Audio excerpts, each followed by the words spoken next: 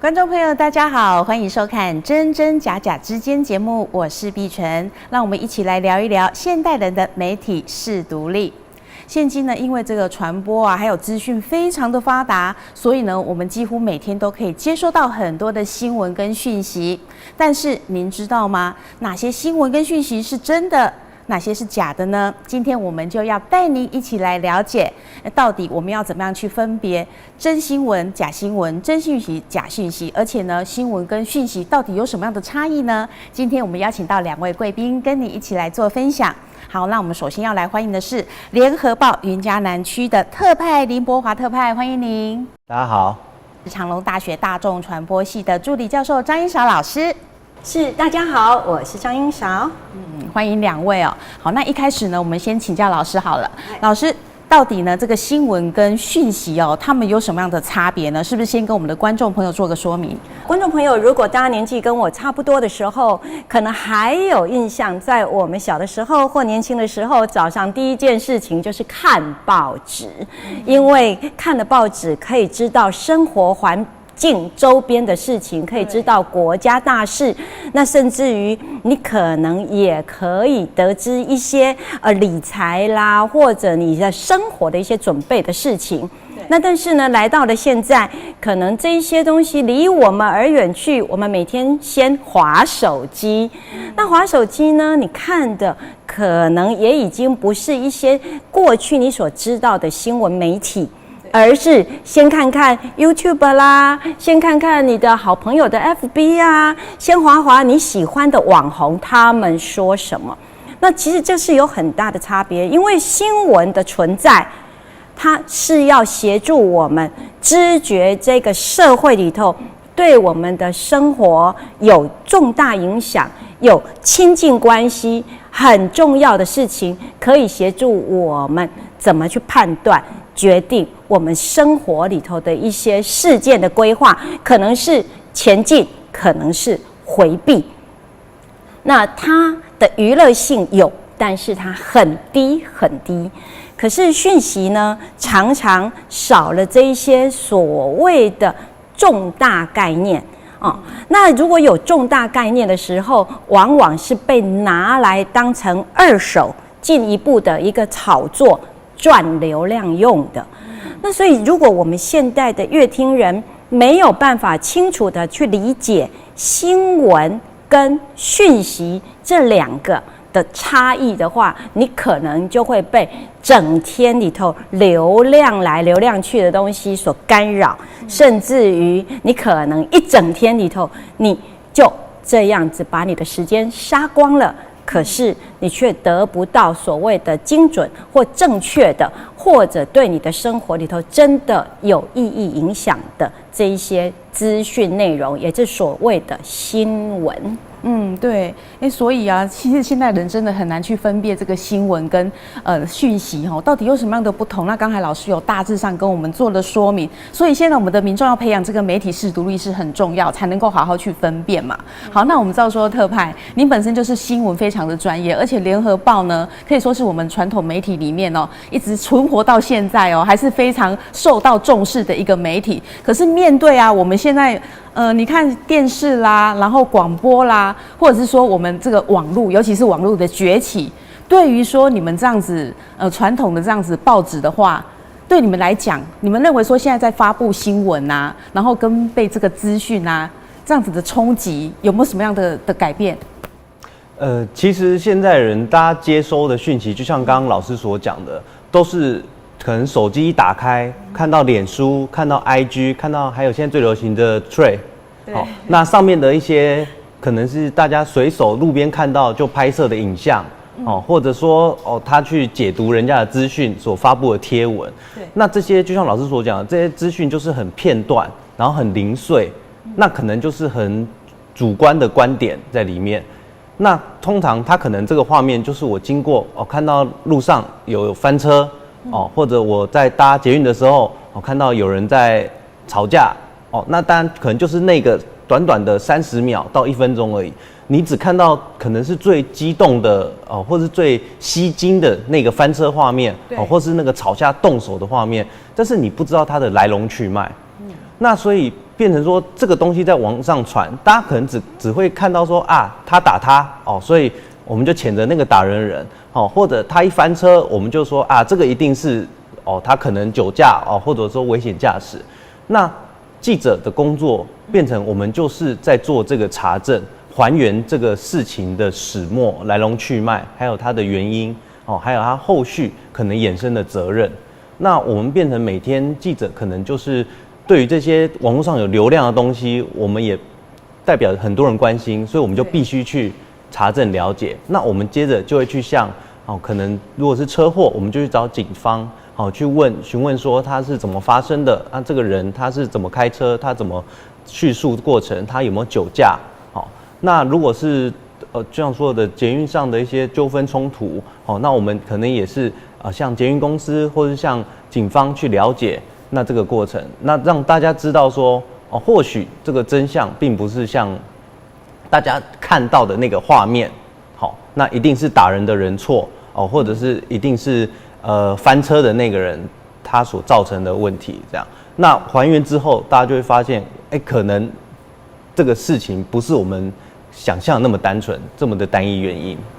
对，所以记者的工作真的很重要，对，现在人都想讲求快速嘛，所以他可能就是30秒的影片、10秒的影片，然后耸动，就刚才特派讲的，翻车啦、车祸啦、吵架、打架之类，大家都看到就会点进去看，然后看了以后到底什么一回事也搞不清楚，只看到有人翻车、有人打架，但是记者的工作就像特派讲的，你就是要好好的去查证，然后四处去询问很多个单位，然后调查里面的原因，让人家知道，这就是记者跟一般民众发布出来这样一段影片的讯息是不一样的地方。特派举这个例，大家就很了解说，新闻跟这个我们一般的讯息有什么不同。但是因为现在很多人他没有时间去看那么多，他就宁愿去点那种很短的，然后他就觉得很耸动，他只想看那个耸动，对不对，老师？像刚刚特派也举例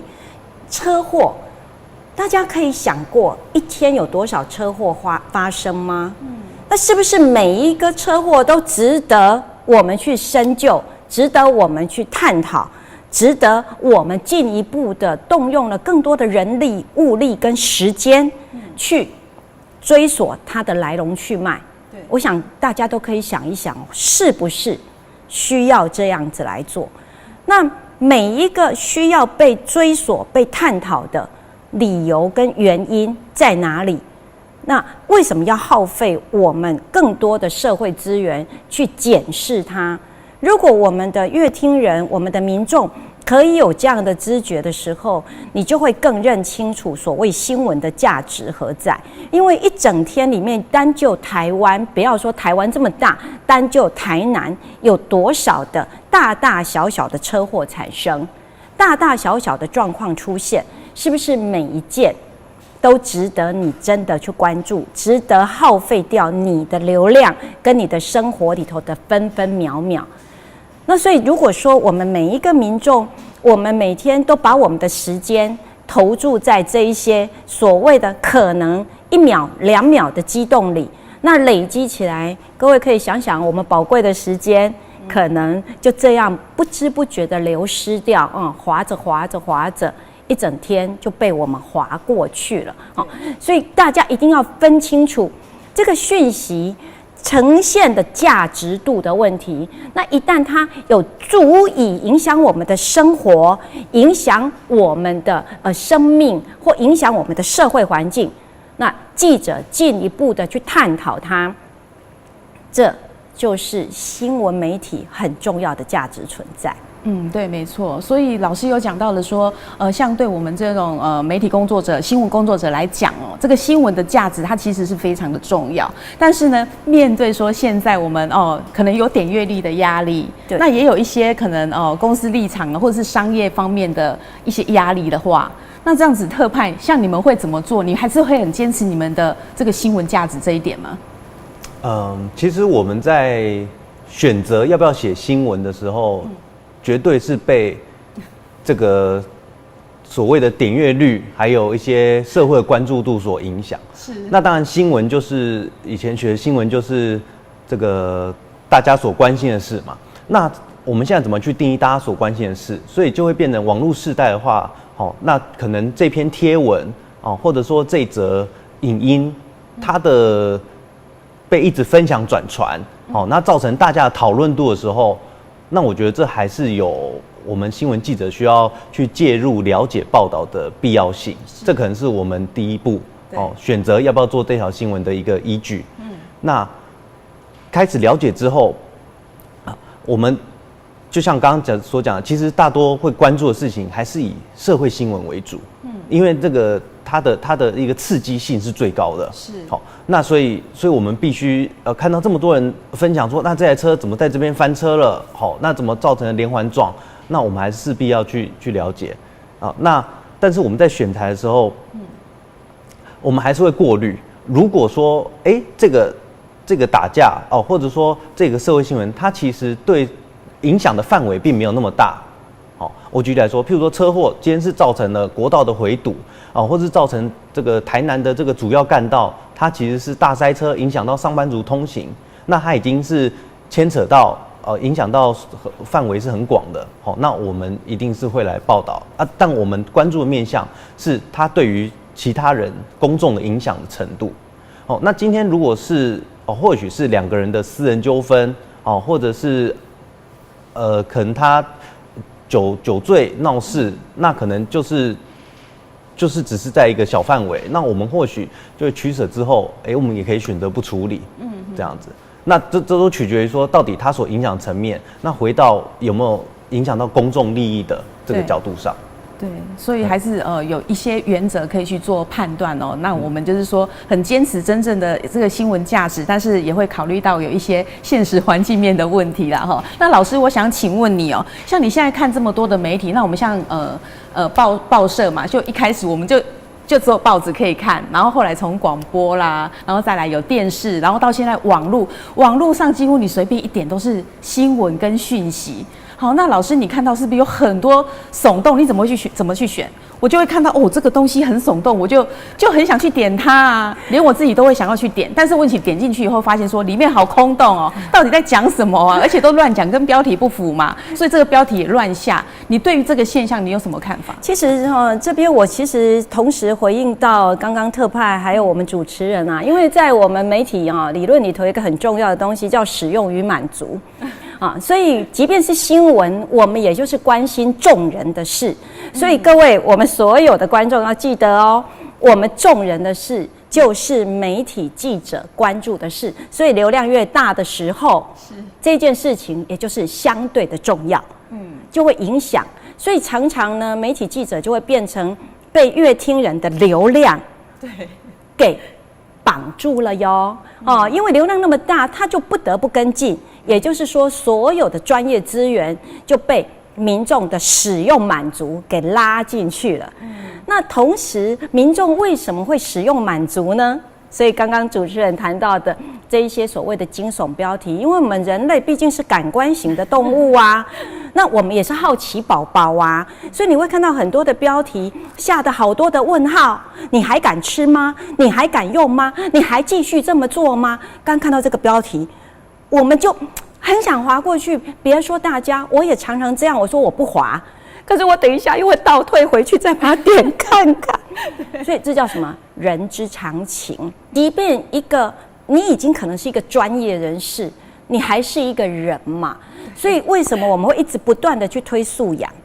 原因就是我们希望更多的人能够在这个地方集聚众人的力量。那这也是社会的正能量。用这个正能量，我们不要耗费大家的资源，耗费所谓的新闻媒体的资源，也不要用这样子去误导了媒体工作人员他们的专业判断。因为刚刚提到的所谓新闻记者的选择，那就是一个专业的新闻判断。所以所有的新闻媒体记者或工作者不是只会听说读写，他们是受过专业训练，他们能够去判断的。那这个在学校里头都有教过，而且很深刻的训练。但是来到了社会上，我们就是要关注人民的喜好那所以那个流量就会变成常常会让我们误判。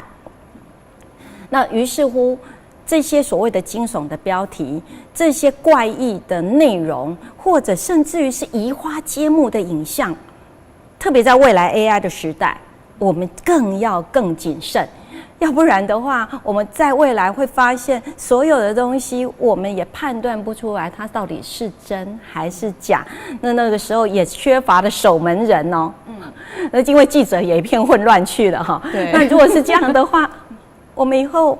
会处在资讯危险之中，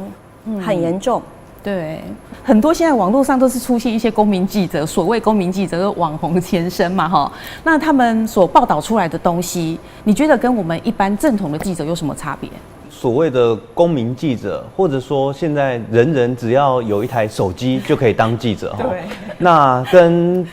任职于新闻媒体的记者，其实最大的不同，我觉得还是在于采访的一些方式，好跟所写出来报道内容的完整性。那或许因为我们任职在传统媒体上，我们所拥有的人脉资源，那毕竟我们还有正式的公司的这个头衔职务，那所以我们出去外面采访的时候，人家确信我们是记者，那是要来了解事情的真相，所以可能会跟我们做回复、做回应，帮我们解释这个新闻的来龙去脉。对，那公民记者或许他缺乏了这一部分的资源，所以他或许也只能他的角度没有办法那么完整哦。或许他就是到了这个新闻事件的现场，有去做拍摄，接着或许可能他自己的解读就会比较多。那我们可能看到事情的面向，拍完之后，我们以自己亲身角度了解之后，我们可能会再问一下当事人，那再问一下第三方，甚至问一下附近的居民，然后才把这个新闻事件角度建构完整。这样，那我举例来说，像最近我觉得最台南来说，大家可能点击率很高一个新闻就是，这个我们南台南车站那边，可能听说要进驻好事多。那这个是各家新闻都有写出来的，但是这件事情除了主流媒体在写，那或许有很多网友或什么他们在讨论，但最大的差别是在于，很多人就只有这个好事多要进驻这个地方的新闻，但是主流的记者，我们可以去向市政府去求证，那可能他们的进度是想要做一个招标案，但是招标案因为它的目的是对于这些商业空间，是要招商这些商业空间，所以有人去联想到好事多有意来进驻。对，好，那这并不代表是好事多点头要进来，只是因为这个地方具有这些条件，能够让好事多这种大卖场进来。对，那这样就让整个新闻的架构更完整，大家知道来龙去脉。好，并不是好事多点头要进来，而是因为有这个条件，让大家臆测好事多可以进驻。正统的记者啊，跟我们这个一般的公民记者报道出来的内容深度啊，还有各方面的层次都是差非常多，对不对，老师？记者他们就是有他们的专业权利，那他去到了任何的地方，他会得到信任，得到相信，大家也愿意相信记者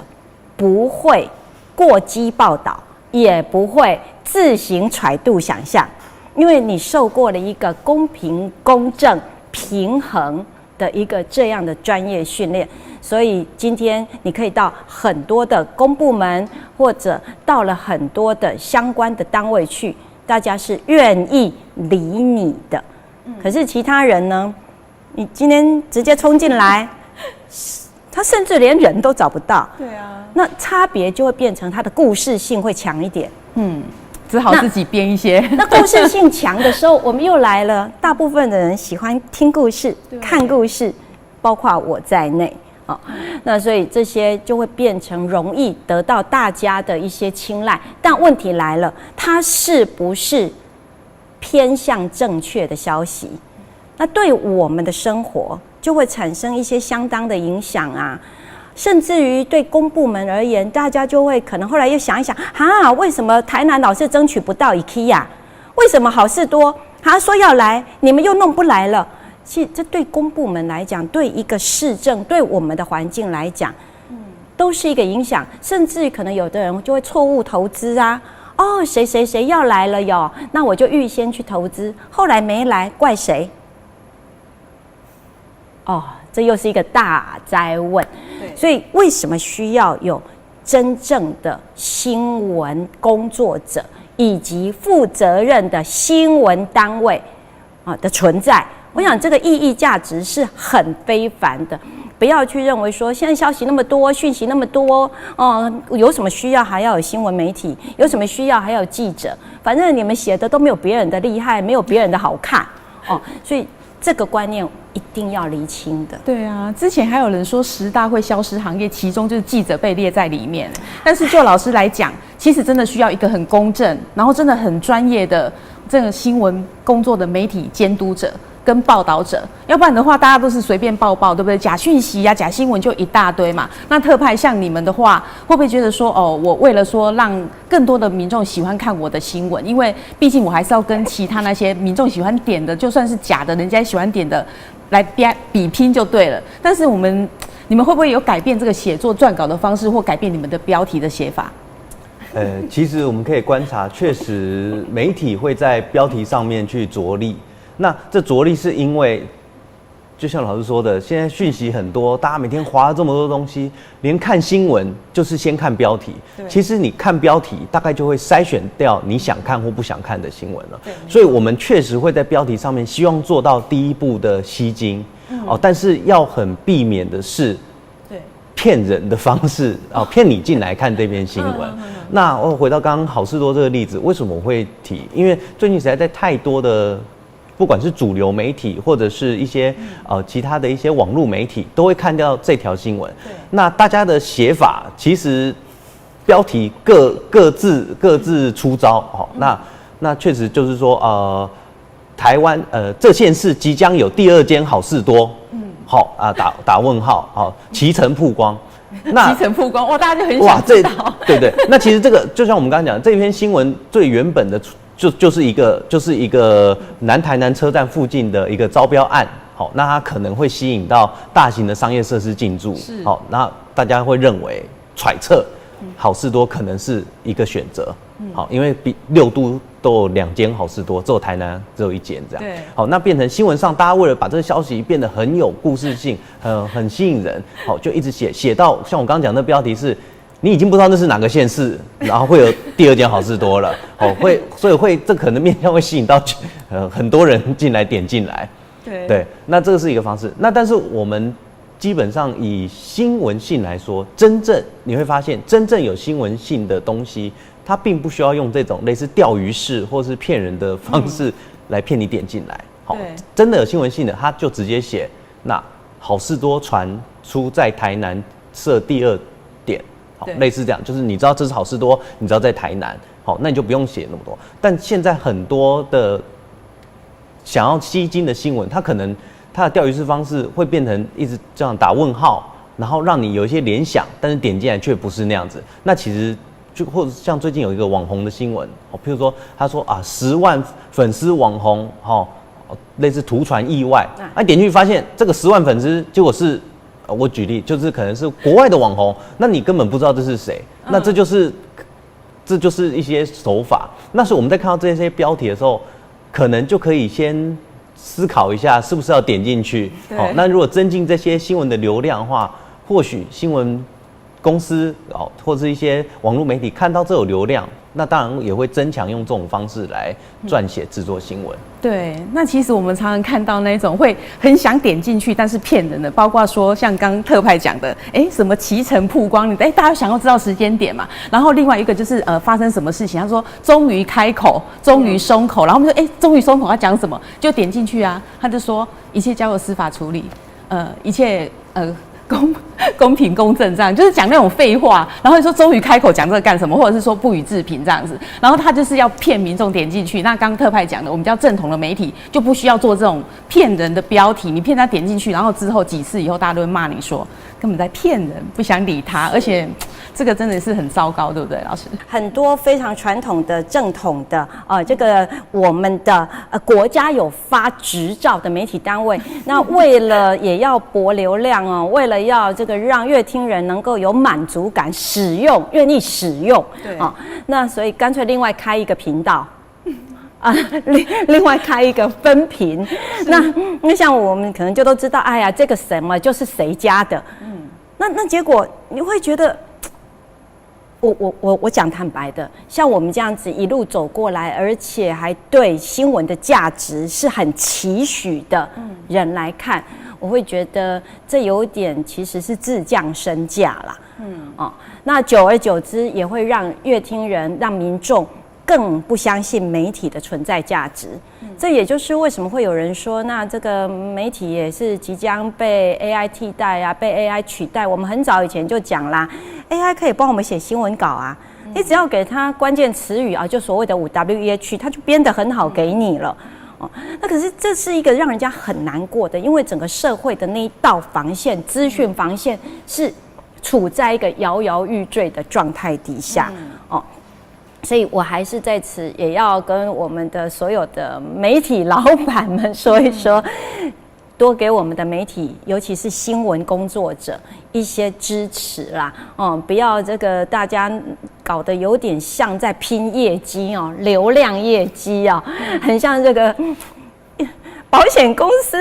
它是不对的，因为新闻的存在对一个社会的意义价值真的不容忽视，尤其在越混淆资讯的时代里头，好的新闻媒体、好的新闻工作者的存在真的很珍贵。所以我们所有的乐听人，或许你花了时间去点阅那些所谓的问号型的三峡车祸录音档曝光，里头什么都没有。对啊，对，可是你看到了，你就会点。可是，在这样的同时，麻烦你也点一则这个好的，或者是说你认同的新闻媒体单位的新闻下去一下，也帮他们占一下流量啊，赞助一下。是，好，那最后特派是不是跟我们观众朋友谈一下，怎么样去选择好的新闻？其实传统媒体跟一般的公民记者或是网友所采访出来、所写出来的东西，差别就在于我们记者会去现场，我们现场去采访，然后去访谈各方人士所写出来的新闻。那这个内容你可以看到的是，有记者自己所去拍照、录影的内容，这是他亲身所见，然后实际去询问，而不是单单只是网友路过所拍的。那我们还有很明确的查证的过程，包含去向警方或市政府了解这个来龙去脉，那统合起来，经由我们记者的整合去判断，然后所写出来的报道。那如果进一步的我们想要支持一些真的好的新闻的话，大家可以去看一下，其实现在很多传统媒体还是有在做一些深度的议题式的新闻。对，那不管是在环境上的一些环保上的议题或者是在一些社会脉动社会新闻的深入的追查，那这些其实都是记者花时间去采访当事人，去采访警方，去采访市政府，去了解这个问题背后。去深究问题的来源，然后去询问专家学者如何去解决，那把它串起来的一个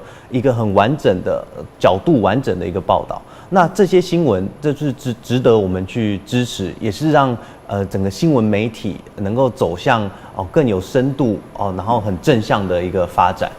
没错，所以我们真的民众要好好来珍惜然后来重视我们这个正确的这个新闻，还有我们的媒体工作者。好，再次感谢我们现场2位贵宾到节目当中，谢谢，谢谢大家，谢谢，也感谢观众朋友的收看。那我们的节目在这里告一段落，我们下回见喽，拜拜。